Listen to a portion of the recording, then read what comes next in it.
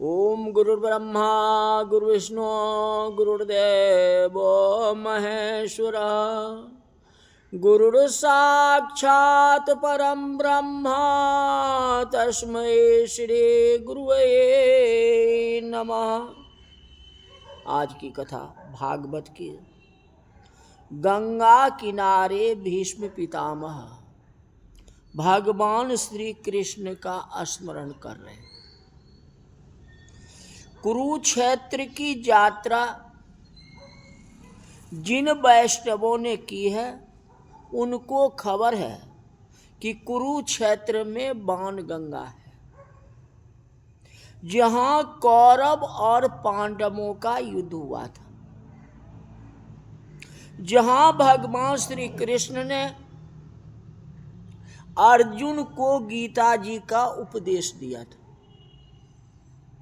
पवित्र दिव्य भूमि कुरुक्षेत्र में युद्ध करते हुए भीष्म पितामह रथ से गिर गए थे। क्षत्रिय वीर है, बाण की सैया में उनको सुलाया गया था। भीष्म पितामह को बहुत जोर से प्यास लगी।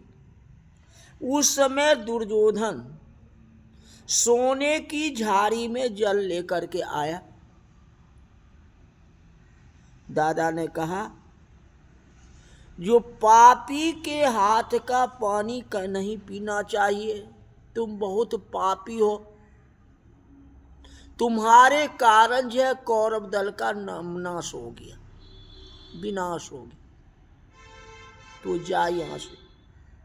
तुम कुल घाटी है, अपने कुल को उद्धार करना था, तुमने कुल का नाश कर दिया। तेरा मुख नहीं देखना है। दुर्योधन सोने के झाड़ी में जल ले आया था। उसके हाथ का पानी भीष्म पितामह जी नहीं पिए। कहा, अर्जुन कहाँ है हमारा? अर्जुन बेटा तू कहाँ है? आ जा। अर्जुन को याद करते हैं। खबर सुनते ही और अर्जुन दौड़ता हुआ आता है और दादाजी को वंदना करता है। कहते, दादाजी मैं आपकी क्या सेवा करूं? कहते, बेटा बहुत जोर से प्यास लगी। अर्जुन ने तुरंत बाण मारा। पाताल से गंगा जी की धारा आई, इसलिए उसका नाम जो है बाण गंगा कहा जाता है, जो कि कुरुक्षेत्र में है।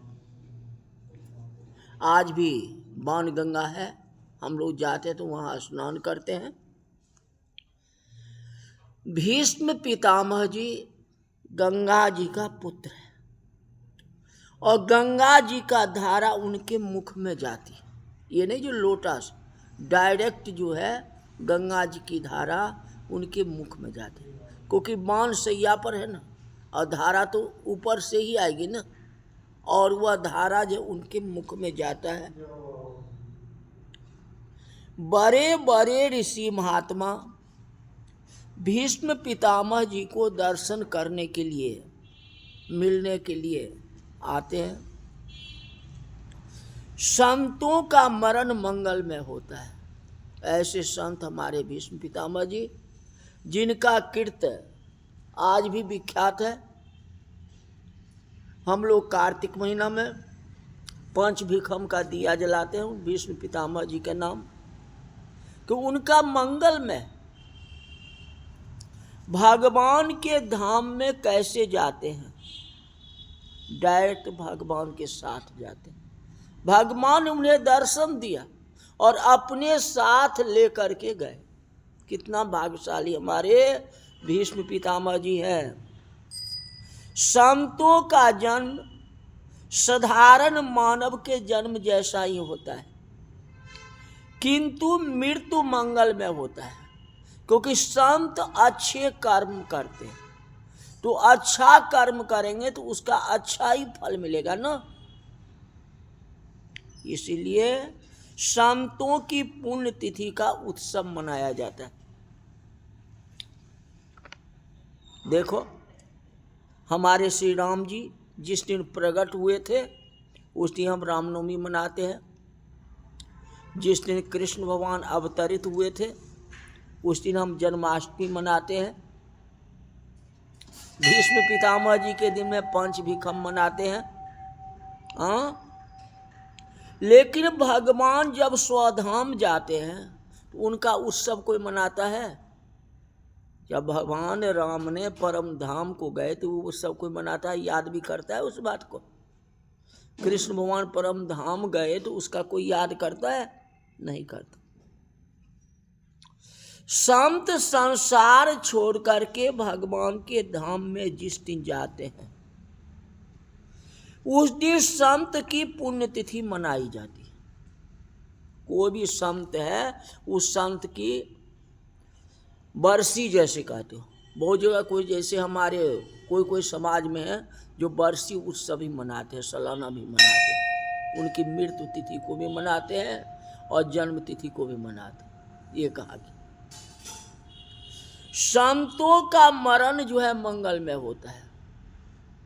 भीष्म पितामह जी जिस दिन शरीर को त्याग किए थे, बाणशैया पर बैठे थे, मतलब सोए हुए थे, उस दिन का तिथि हम लेते हैं। भीष्म पितामह जी का जन्म हुआ था, उनका जन्मोत्सव कोई मनाता है? नहीं मना रहा। राम का जन्मोत्सव आप मनाते हैं, कृष्ण का जन्मोत्सव मनाते हैं, लेकिन भीष्म पितामह जी का जन्मोत्सव क्यों नहीं मनाते? नहीं मनाते। लेकिन जिस दिन वह मृत्यु को प्राप्त हुए, परम गति को प्राप्त हुए, उस दिन का हम ख्याल रखते और उनके नाम से ज्योत जलाते। क्यों? हमारे संत जो है मंगलमय है और मांगलिक आशीर्वाद जो है सभी को देते हैं। संत कभी दुर्वचन नहीं कहते। अगर संत दुर्वचन कहते हैं तो अपना अपराध जो है एक्सेप्ट कर लेते हैं, मतलब कि मान लेते हैं। जैसे कि नारद जी ने विष्णु भगवान को दुर्वचन कहे रामायण में, हाँ कई बातें कहे, तो नारद जी ने भगवान को कहते जे मैं दुर्वचन कहे बहु तेरे के ही विधि पाप मिटाई मेरे। में ऐसे करके चौपाई है, मैंने पाप कर लिया, मैं आपको दुर्वचन क्या है, मुझे माफी दो, कैसे ये पाप कटेगा मेरा? तो भगवान विष्णु कहते हैं जो जपहु जाए शंकर सतनामा, शंकर जी का नाम ले लो तो तुम्हारा पाप जो है नष्ट हो जाए। तो संत से अगर अपराध हो जाता है तो उसको मान लेते हैं। मनुष्य से अगर अपराध हो जाता है तो कोई बोलता भी रहेगा लेकिन एक्सेप्ट नहीं करता, मानता ही नहीं कि मेरी गलती कुछ है ही नहीं। उसे लड़ाई झगड़ा मार पीट इधर उधर हो जाता है। ये भीष्म पितामह जी को देखो कितने अच्छे हैं, कितना उनका बर्ताव अच्छा है, क्योंकि वो संत है और संत में भी महासंत हैं जो कि अजर अमर है। इनसे बढ़ के कौन हो सकते हैं बताओ? सबके दादा। हाँ, भीष्म पितामह जी महान संत हैं, महान ज्ञानी है, महान भक्त है, ऐसे समर्थ है कि युद्ध में गिर गए लेकिन मृत्यु को प्राप्त नहीं हुए, पछड़ गए। किसी को अगर उतना बाण मारे तो क्या वो बचा रहेगा? वो गिरेगा तो मरेगा कि नहीं बताओ? मरे नहीं, गिर गए, रथ से गिर गए। उसी समय काल पकड़ने के लिए आया, मतलब मृत्यु पकड़ने के लिए आया, चलो अब हमारे साथ में।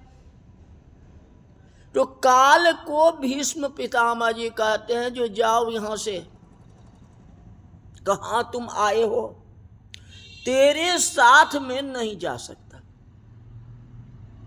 उतनी शक्ति भीष्म पितामह जी के पास था जो काल समय जब आ गया तो काल को भी वापिस कर दिए।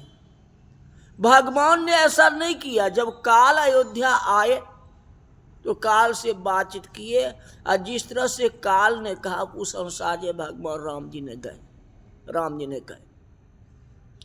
और राम जी के साथ साथ लक्ष्मण, भरत, शत्रुघ्न सबको जाना पड़ा। कोई राम जी कह दिए थे, लक्ष्मण जब तक मैं इनसे बात करता हूं तुम अंदर मत आना। और उसी समय कोई ऋषि पहुंच गए, दुर्वासा ऋषि पहुंच गए। हाँ, अब अगर उस समय लक्ष्मण जी दोनों के बीच में नहीं जाते तो दुर्वासा ऋषि श्राप देते थे। अब लक्ष्मण को श्राप देते कि राम को श्राप देते कि रघुकुल को श्राप देते, इसका तो कोई ठिकाना नहीं है। लक्ष्मण जी ने सोचा एक हमको मरने से अगर पूरा हमारा रघुकुल बच जाता है तो कोई प्रकार की आपत्ति नहीं है। मैं भगवान को संदेशा कहता हूँ जो ऋषि महाराज दरवाजे पर आ गए। वही बात हुई, सत्यानाश हो गया, वही बात है। ले भीष्म पितामह जी में इतना बड़ी ताकत थी जो काल को भी वापिस कर दी। ये काल, ये दूत तुम्हारे साथ में नहीं जा सकता। मेरे भगवान स्वयं लेने के लिए आएंगे तो उनके साथ में जाऊंगा। मैं तेरे अधीन नहीं हूं, मैं भगवान के अधीन हूं। इतनी भक्ति किसके पास होगा बताओ? कोई भी ऐसे संत नहीं होंगे जिनके पास में इतना भक्ति होगा जितना हमारे भीष्म पितामह जी के पास में भक्ति थी।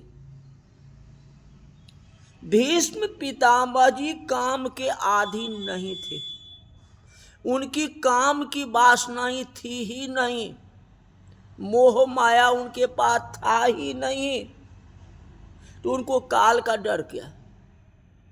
एक बार कालहु सन लड़ही, रावण एक बार काल से लड़ गया ना, एक बार लड़ने से क्या होगा? ये तो बिल्कुल परास्ती लड़ाई कहाँ की है, एक आवाज में काल को भगा दिए। रावण को लड़ना पड़ा जी, हाँ एक बार काल से लड़ी, लेकिन इनको लड़ाई नहीं कर, काल तुम जा यहाँ से, मैं तुम्हारे साथ नहीं जा सकता। काल भी डर करके भाग गया। जो धीरे धीरे संयम को बढ़ाता है, जो भक्ति को बढ़ाता है, जो काम का विनाश कर देता है, ऐसे हमारे ब्रह्मचारी। और उसमें भी ब्रह्मचारी कैसा? तो आजन्म ब्रह्मचारी। उन्होंने काम को नाश कर दिया। काल पकड़ने के लिए आया तो काल को भी कहा जाओ यहां से चले जाओ, मैं तेरे अधीन नहीं हूं, मैं तेरे साथ नहीं जा सकता। उसी काल के अधीन होना ही पड़ता है। प्रत्येक जीव है कोई न कोई रूप से काल के अधीन होना ही पड़ता है। लेकिन भीष्म पितामह जी पंच भौतिक शरीर पाकर भी काल के पास में नहीं गए। काल के ऊपर जिन्होंने विजय प्राप्त कर ली, ऐसे महान समर्थ, ऐसे ज्ञानी हमारे भीष्म पितामह जी, जो भगवान के धाम में जाते, भगवान उनको साथ ले। यह देखने के लिए बड़े बड़े ऋषि जो है ललायित रहते। जन्म जन्म मुनि जत्न कराही, अंत राम मुख आवत नहीं। ऋषि मुनि देवता सब प्रयास करते, लेकिन भगवान का नाम मुख में नहीं आता है। दर्शन की बात तो छोड़ो, मुख में तक नहीं आता। भीष्म पितामह जी के सामने जो है भगवान कृष्ण खड़े हैं, और जहां तक कि आगे कथा कहेंगे जो कृष्ण हाथ जोड़ के वंदना करते हैं, भीष्म पितामह जी को भगाओ, परमात्मा होकर के वंदना करते। हाँ, कितनी बड़ी सौभाग्य हमारे भीष्म पितामह जी का है। कहते पर्वतो नारदो धौम्य भगवान वादरायण, बृहदसो भरद्वाज शिष्यो रेणुकासुत, वसिष्ठ इंद्र प्रमद स्त्रतो घृत समोदसितः काक्षिवान गोतमो आत्रिकोशिको अथा सुदर्शन। परशुराम जी भी वहां आए, परशुराम जी भी वहां आए, व्यास नारायण जी आए, बड़े बड़े संत आए, सभी को भीष्म पितामह वंदना करते, सबको आदर करते। मेरे ऊपर इन सब की बड़ी कृपा है कि आप लोग ने मुझे दर्शन दिया। सब के सब आए, किंतु अभी तक भगवान नहीं आए। गंगा किनारा है, श्री कृष्ण की दर्शन की इच्छा। कृष्ण कब मुझे दर्शन दोगे? सारे ऋषि मुनि दर्शन दे रहे हैं, ये कृष्ण कृष्ण कृष्ण मन में है, लेकिन अभी तक भगवान नहीं है। मुझे भगवान ने वचन दिया था कि मैं अंत काल में आऊंगा, लेकिन अभी तक नहीं आया। कृष्ण कृष्ण कह रहे हैं। अब आगे जो कथा होगी कल बताएंगे। आज की कथा यही तक रही। बोल वृंदावन बिहारी लाल की जय।